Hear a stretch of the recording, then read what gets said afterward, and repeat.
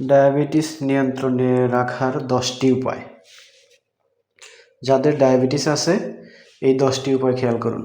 Number 1, নিয়মিত শারীরিক ব্যায়াম। প্রতিদিন 30 মিনিট হালকা থেকে মাঝারি ব্যায়াম যেমন হাঁটা, সাইকেল চালানো ডায়াবেটিস নিয়ন্ত্রণে রাখতে সাহায্য করে।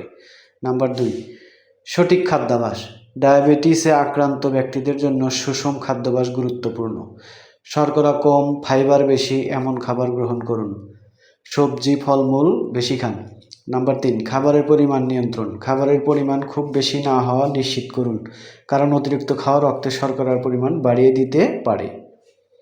4, প্রতিদিন রক্তের শর্করা পরীক্ষা।